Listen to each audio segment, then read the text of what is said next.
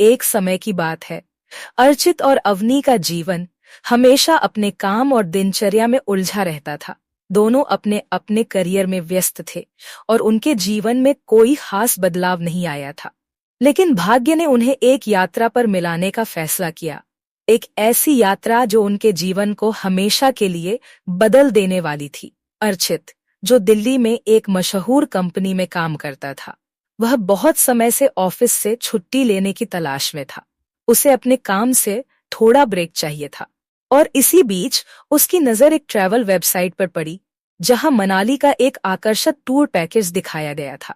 उसके मन में ख्याल आया, यहाँ जाना अच्छा होगा, जिससे थोड़ा काम से शरीर को आराम मिलेगा और दिमाग फ्रेश भी हो जाएगा।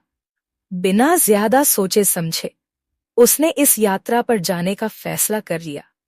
दूसरी ओर अवनी, जो एक स्वतंत्र लेखिका थी, अपनी किताब के लिए प्रेरणा की तलाश में थी।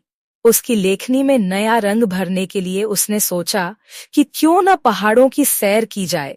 जब उसने मनाली का नाम सुना तो उसका दिल तुरंत वहां जाने के लिए मचल गया। यात्रा के दिन दोनों बस स्टैंड पहुंचे। अर्चित और अवनी दोनों एक ही बस में सफर करने वाले थे, लेकिन वे एक दूसरे से अनजान थे। बस की सीटें लगभग भरी हुई थीं और किस्मत ने उन्हें एक दूसरे के पास बैठा दिया।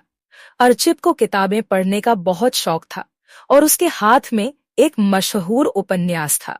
वहीं अवनी के पास एक डायरी थी जिसमें वह अपनी भावनाओं और विचारों को लिखती थी। जैसे ही बस ने अपना सफर शुरू किया, दोनों अपने अपने काम में मशगूल हो गए, लेकिन थोड़ी ही देर में बस एक झटके से रुकी और अर्चित की किताब अवनी की गोद में गिर गई। अवनी ने किताब उठाई और उसे अर्चित को वापस देते हुए मुस्कुराई। यह मुस्कान वह पहला पल था जिसने उनके बीच एक अनजानी डोर को बांध दिया। थोड़ी बातचीत के बाद दोनों ने महसूस किया कि उनके शौक काफी मिलते जुलते हैं।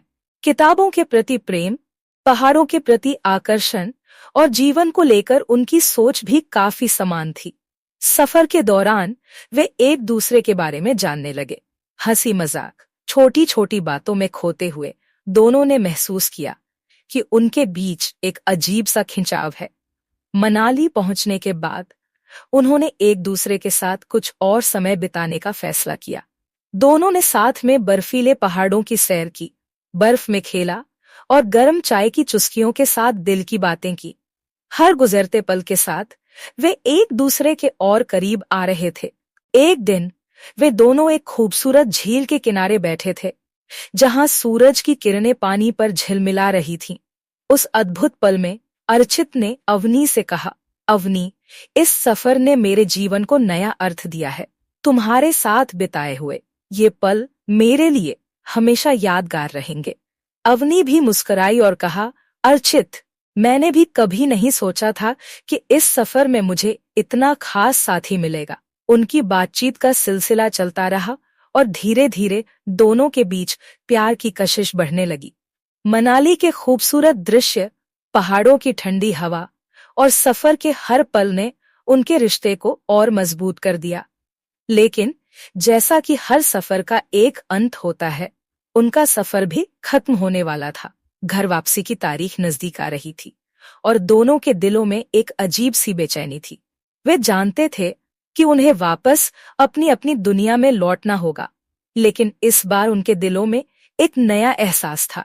घर वापसी की यात्रा के दौरान बस में बैठकर अर्चित ने अवनी से कहा, अवनी, क्या तुम्हें लगता है कि यह सफर यहीं खत्म हो जाना चाहिए या हम इसे एक नई शुरुआत मान सकते हैं?